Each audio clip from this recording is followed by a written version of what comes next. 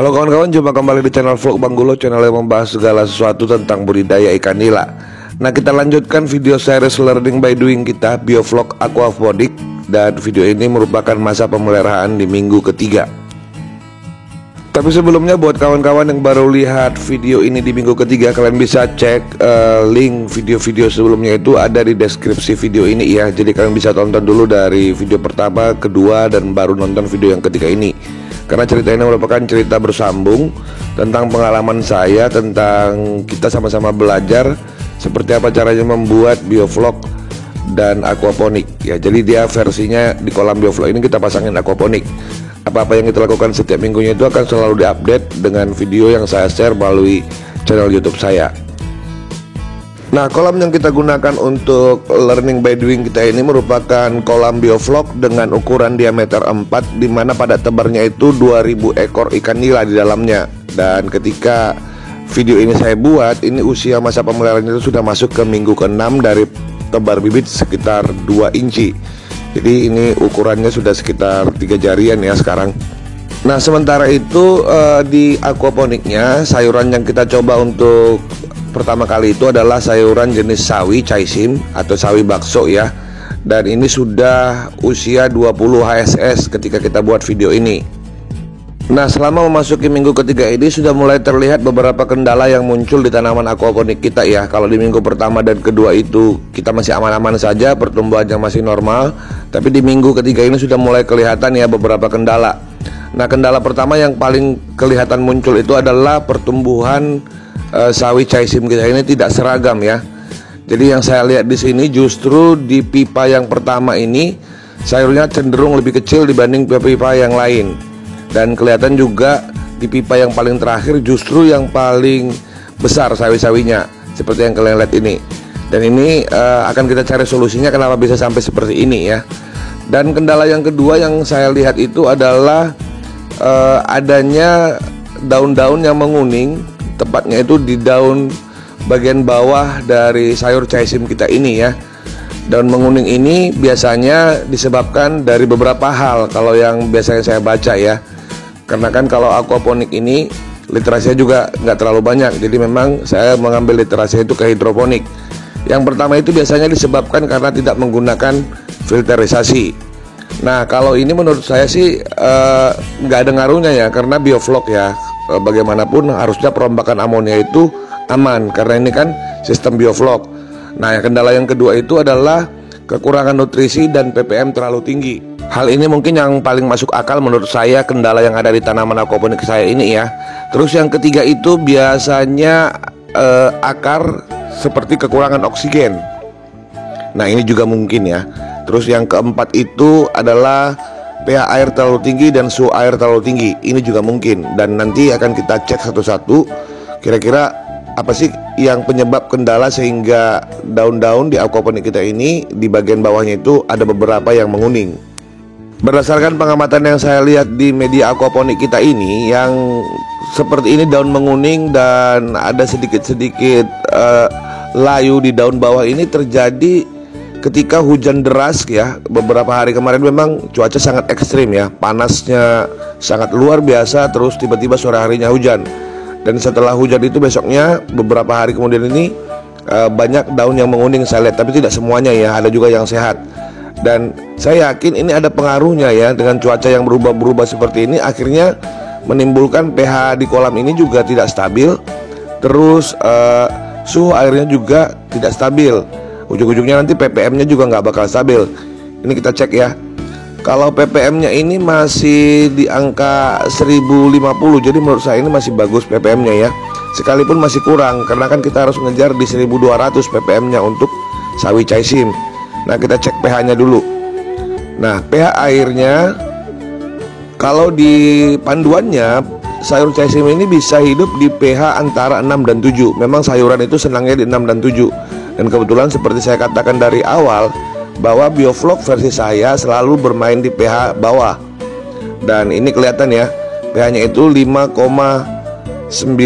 Sebenarnya kalau untuk ikannya ini masih aman ya, karena ikannya masih lahap makan, masih agresif. Dan itu juga merupakan salah satu ciri-ciri bahwa kualitas air kolam ini masih baik. Nah, untuk meningkatkan pH supaya dia naik ke angka 6 minimal, maka yang saya lakukan itu adalah penambahan sedikit air ke dalam kolam kita ini untuk menetralisir, karena kan biasanya pH air sumur bor saya ini di angka di sekitar 7,8. Jadi dia bisa mengurangi atau menurunkan pH dengan metode pencampuran air. Saya hanya mencampurkan atau menambahkan air ini hanya sekitar 2 cm dari ketinggian air kolam. Nah, jika ada kawan-kawan yang menggunakan kapur dolomit untuk menaikkan pH, kalau saya tidak menggunakan itu ya. Biasanya kalau pH-nya sudah ekstrim sekali, jatuh ke bawah 5 atau di bawah 6 jauh ya, 5,1 gitu, itu biasanya saya kasihnya cuma pakai pelepah pisang saja ya. Dan kebetulan kan ini hanya sedikit sekali di bawah 6, sehingga saya hanya cukup menggunakan sirkulasi air saja kurang lebih sekitar 30 menit, atau asumsi saya itu 5% dari volume kolam ini yang masuk air baru untuk menaikkan pH-nya kurang lebih sekitar 0,4 atau 0,5 aja ya yang kita butuhkan. Nah, karena tadi ppm yang kita ukur itu hanya 1050 ppm, maka kan kita harus menaikkan hingga ke 1200. Menurut saya itu memang harus di angka maksimal ya, karena kan pertumbuhan caisim ini juga sudah mulai membutuhkan banyak nutrisi ya, sehingga kita harus kejar seperti apa caranya meningkatkan ppm di kolam ini. Yang saya lakukan itu adalah seperti yang minggu kemarin, saya tambahkan kembali probiotiknya kurang lebih sekitar 25 gram saja ya. Ini hanya untuk menambahkan supaya airnya lebih encer, lebih banyak probiotik di dalamnya untuk menguraikan amonia. Terus porsi makan ikan juga saya naikin sedikit. Nah, ini saya campurin ya probiotiknya. Kenapa saya naikin porsi makan ikan? Harapan saya itu dengan naiknya porsi makan ikan, maka ikan akan lebih banyak mengeluarkan feses ya, lebih banyak mengeluarkan amonia, sehingga nanti dengan penambahan probiotik ini amonia yang bertambah lewat penambahan pakan itu bisa teratasi dan tidak berpengaruh negatif terhadap ikan dan tanaman yang ada di sistem kita ini. Nah, selanjutnya kemungkinan yang mengapa bisa daun menguning ini adalah akar kekurangan oksigen. Ini juga saya rasa mungkin ya, karena saya masih menggunakan aerator LP100 dibagi untuk D4 dan D3.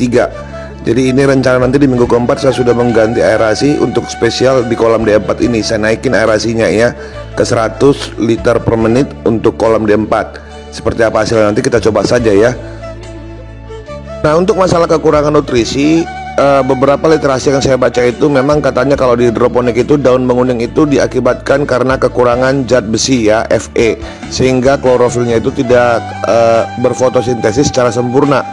Nah, untuk itu kan kita harus menambahkan beberapa treatment ke dalam air kolam kita ini agar zat besinya itu bisa muncul ya, bisa ada, sehingga bisa dipergunakan untuk tanaman untuk berfotosintesis ya. Nah, saya sudah kasih obat beberapa vitamin ke dalam kolam ini dan melalui pembibisan pakan juga. Nanti namanya saya beritahu kalau sudah berhasil. Ini kan kita belum tahu nih berhasil atau tidak.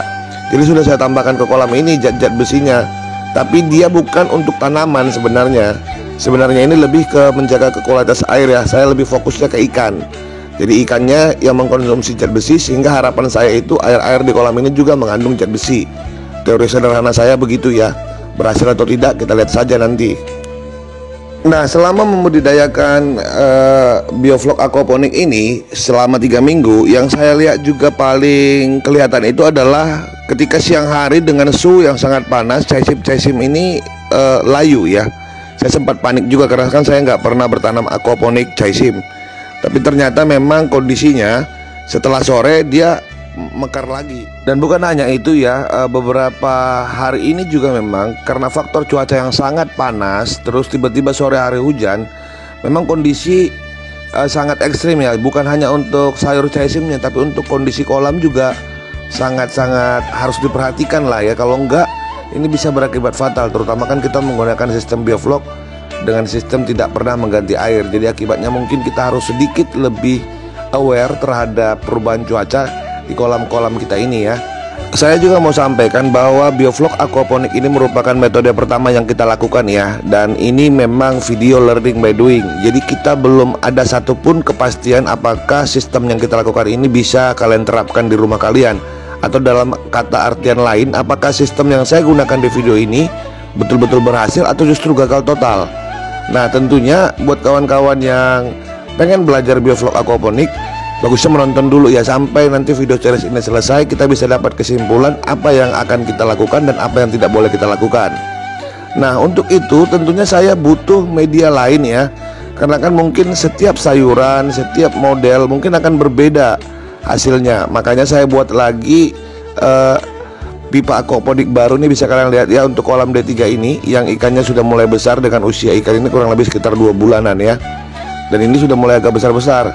Nah, kalian bisa lihat saya sudah install aquaponiknya, pipa aquaponiknya dengan menggunakan pipa yang lebih kecil. Dan dia saya buat memanjang dan terkena sinar matahari. Karena saya juga sedikit bertanya, bagaimana jika aquaponik ini langsung terpapar sinar matahari. Makanya saya buatin aquaponik, instalasi aquaponik yang langsung terpapar sinar matahari ya, tidak beratap paranet. Ini bisa dilihat nih, sudah saya install. Minggu depan akan saya update kira-kira apa yang akan kita tanam di sini. Dan baiknya memang kita akan menanam tanaman di luar sayuran chaisim. Kita akan mencoba beberapa jenis tanaman yang ppm-nya berbeda-beda, sehingga kita bisa dapat literasi yang benar tentang bioflok aquaponik.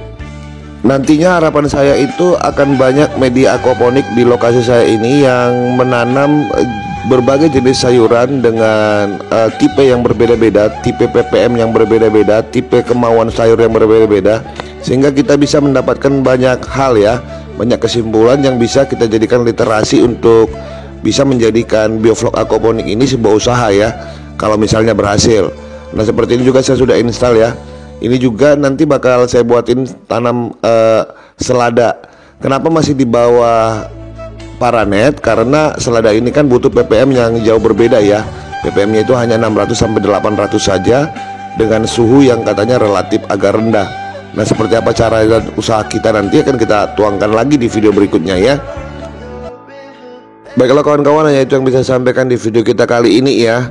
Saya juga menghimbau buat kawan-kawan yang baru lihat channel Bang Gulo dan baru tahu bahwa ada channel khusus untuk budidaya ikan nila, kalian bisa subscribe channel kita ini ya. Dan jangan lupa juga aktifkan lonceng notifikasinya. Terus kalau memang kalian serius untuk ikut budidaya ikan nila, kalian bisa join atau tekan tombol gabung di channel kita ini, dan bisa lihat manfaat-manfaat apa yang akan kalian peroleh dengan menekan tombol join atau gabung ya. Jadi sesuaikan dengan kemampuan kalian. Dan bagi yang belum mau gabung juga nggak apa-apa ya, ini video masih tetap bisa kalian nikmati sebagai subscriber Bang Gulo. Baiklah kawan-kawan, saya Bang Gulo beserta ikan nila yang hadir dalam video ini mohon undur dulu ya. Sampai jumpa di video selanjutnya. Tetap semangat, tetap sukses, bye bye.